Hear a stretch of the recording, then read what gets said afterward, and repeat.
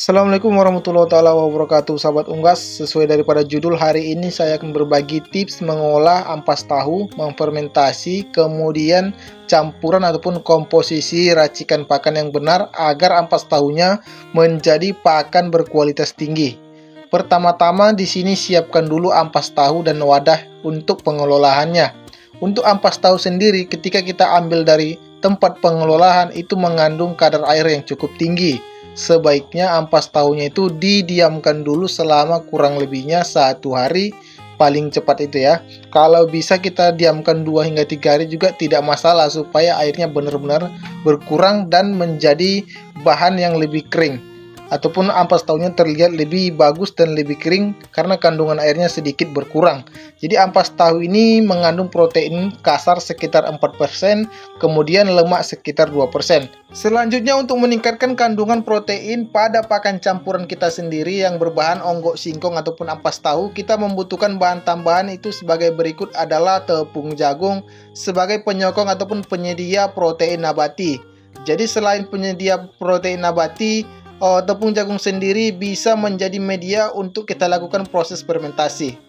Selanjutnya kita membutuhkan konsentrat sebagai penyokong protein utama yang dibutuhkan ayam-ayam kita. Konsentrat sendiri mengandung protein hewani sebesar 40%.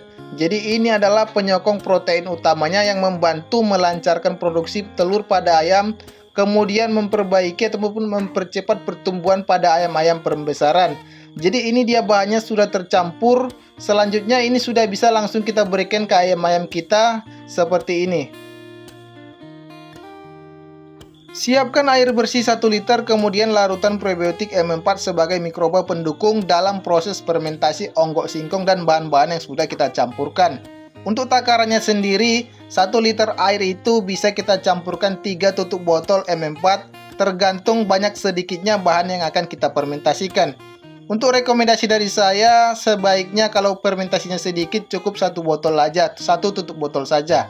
Kemudian sebagai tambahan kita membutuhkan molase yang dapat dihasilkan dari gula merah ataupun gula pasir untuk membantu mikrobakternya berkembang biak dan menjadi lebih banyak. Nah, ini kita diamkan setengah jam baru kita campurkan. Setelah setengah jam ini bahan-bahan yang sudah kita aduk tadi, waktunya kita masuk ke proses selanjutnya. Siramkan ataupun tuangkan larutan mikroba M4 tadi yang sudah tercampur dengan larutan gula merah ke dalam bahan-bahan yang sudah kita adukkan, yang terdiri dari onggok singkong, tepung jagung, dan konsentrat sebagai protein hewaninya. Nah, kemudian ini kita adukkan secukupnya ataupun sebisa kita saja ya, tapi kalau bisa aduk sampai merata agar proses fermentasinya maksimal.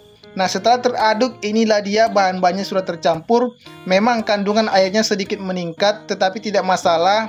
Untuk menaksir kandungan airnya itu sangat mudah teman-teman. Kalian cukup ambil 1 genggam seperti ini, kemudian tekan. Kalau kita tekan hancur berarti kandungan airnya sudah pas, tapi kalau lonyot berarti kandungan airnya berlebihan. Siapkan wadah yang memiliki mekanisme penutup, kemudian masukkan bahan-bahan ataupun ronsum pakan yang sudah kita campurkan dan kita berikan larutan M4 ke dalam wadah ini. Tuangkan semua ke dalam wadahnya. Nah, kemudian nanti tutup rapat hingga benar-benar udara di luar tidak masuk ke dalam, udara di dalam tidak keluar. Kenapa demikian? Agar fermentasinya berjalan lancar dan tidak ada udara ataupun mikroba yang masuk dari luar. Ini pakannya sudah kita masukkan ke dalam wadahnya. Selanjutnya akan kita lakukan penutupan. Penutupan ataupun proses fermentasi ini memakan waktu kurang lebihnya ataupun selambat-lambatnya sekitar 3 hingga 4 hari. Setelah 3 hari sudah bisa kita buka ataupun langsung kita berikan ke ayam, tidak masalah. Tetapi ada proses selanjutnya. Setelah 3 hingga 4 hari ronsum pakan campuran yang kita buat kemarin berada di wadah tertutup ini, hari ini kita mau buka, mau lihat apakah ronsum pakan dengan campuran onggok singkong dan lain-lain kemarin terfermentasi atau tidak. Sebagai berikut, teman-teman bisa melihatnya langsung di sini.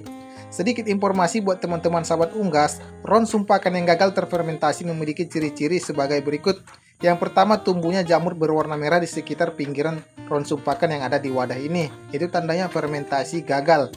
Atau tumbuh jamur berwarna hitam. Tetapi ronsum pakan yang berhasil ataupun terfermentasi dengan baik memiliki ciri-ciri sebagai berikut. Tumbuhnya jamur-jamur putih tipis-tipis di atas ataupun di dalam ronsum pakan. Kemudian mengeluarkan aroma seperti bau tapai. Agak sedikit harum tapi tidak menyengat. Itu berarti terfermentasi dengan baik. Selanjutnya masuklah kita ke tahap terakhir ataupun finishing pada ronsum pakan kemarin.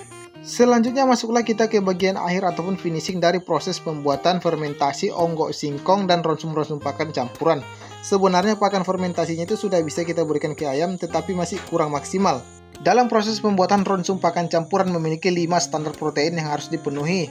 Nah, dalam proses pembuatan fermentasi kemarin, itu sebenarnya kurang lengkap karena belum tersedianya serat kasar untuk membantu proses pencernaan pada ayam. Protein yang dibutuhkan dalam proses pembuatan ronsum pakan campuran ini memiliki 5, yaitu yang pertama protein hewani, protein nabati, serat, abu, dan lemak. Jika 5 komponen protein tersebut sudah tersedia dalam proses pembuatan pakan campuran teman-teman, selamat saya ucapkan, berarti proses pembuatan ronsum pakan teman sudah lengkap dan sudah mantap ataupun paten. Apabila 5 komponen ini tidak tersedia satu saja dalam proses pembuatan pakan campuran teman-teman, itu dikhawatirkan akan berefek pada pertumbuhan ayam ataupun produksi telur-telur ayam-ayam kita. Nah, di sini saya akan buatkan lagi ronsum pakan seperti ini supaya teman-teman itu nanti bisa memaksimalkan potensi daripada pakan campuran yang dibuat. Jadi, membuat pakan campuran itu tidak asal-asalan ya teman-teman ya. Jadi ini bagian akhirnya, bagian finishing setelah kita adukkan kembali. Nah, ini akan kita fermentasikan kurang lebihnya 1 hari lagi. Kemudian setelah 1 hari itu komponen-komponen yang sudah tercampur rata dari ronsum pakan ini sudah bisa kita berikan ke ayam-ayam kita. Ini kita aduk-aduk kembali supaya merata ya teman-teman ya. Jadi buat teman-teman, inilah informasi yang saya bagikan hari ini. Nah, ini dia hasilnya setelah semua teraduk seperti ini. Jadi kelihatan lebih mantap ya teman-teman ya. Jadi di sini kadar airnya menurun drastis. Kemudian di sini terlihat lebih bagus. Nah, ini protein sudah lengkap, tinggal kita fermentasikan 1 hari lagi. Ini guna fermentasi ini supaya memaksimalkan protein. Karena setiap melalui fermentasi apapun itu ronsum pakannya, kandungan proteinnya meningkat sekitar 1 hingga 2% tergantung proses fermentasinya bagus apa tidaknya. Jadi ini kita masukkan kembali ke wadahnya ini. Nah, ini akan kita diamkan 1 hari lagi. Kemudian setelah 1 hari akan kita buka lagi dan akan kita berikan ke ayam-ayamnya. Buat teman-teman jangan lupa lihat selanjutnya ya. Setelah ini terfermentasi, kalian lihat hasilnya sangat ada perbedaan yang signifikan. Jangan di skip dulu, tonton selanjutnya. Sedikit informasi buat teman-teman, pakan ronsum seperti ini bisa bertahan setelah difermentasi kurang lebih 5 hingga 6 hari, itu tahan sampai 3 hingga 4 minggu atau bahkan 1 bulan apabila diproses dengan benar. Catatan penting yang harus teman-teman ketahui, dalam proses pembuatan pakan campuran ini tidak boleh terlalu banyak kandungan air. Setelah kita masukkan campuran dedak bekatul sebagai kandungan daripada serat kasarnya, nah hari ini sudah kita diamkan 1 hari ya, sudah kita diamkan 1 hari selama proses fermentasi. Nah hari ini waktunya kita mau buka ini hasilnya setelah semua bahan-bahan tercampur teman-teman. Nah ini dia teman-teman, hasilnya sangat luar biasa, aromanya aroma tapai. Nah ini teksturnya lembut, kadar airnya rendah. Dan ini cocok banget diberikan ke ayam-ayam kita. Nah mau diberikan tambahan seperti campuran jagung ataupun racikan ataupun irisan hijau-hijauan, terserah saja ya teman-teman. Oke, langsung saja tanpa basa-basi ini langsung kita berikan ke ayam-ayam kesayangan kita ataupun ayam-ayam peliharaan kita. Ini di ayam-ayam aku, ini langsung aku berikan ke ayam-ayam aku ini. Ini khusus untuk indukan petelur, ini telur-telurnya kita ambil buat dijual ya teman-teman ya. Pada induk-indukan yang pengen diproduksi ataupun diambil dari pembesaran harus ada standar tertentu. Nanti akan kita bahas di selanjutnya. Selain kita berikan kepada ayam-ayam kita, ini juga bisa kita berikan ke entok. Selanjutnya pemberian kepada entok kita harus memberikan tekstur yang lebih lembut daripada ayam ya teman-teman ya. Karena entok itu tidak terlalu bisa mengonsumsi serat atau abu yang berlebihan. Jadi cukup tambahkan 1 tutup botol M4, kemudian guyurkan air secukupnya saja ya teman-teman ya. Nah ini kemudian kita aduk supaya tercampur merata teman-teman. Jadi setelah tercampur dapatlah tekstur yang lebih lembut dengan kadar air yang sedikit lebih banyak daripada pakan fermentasinya.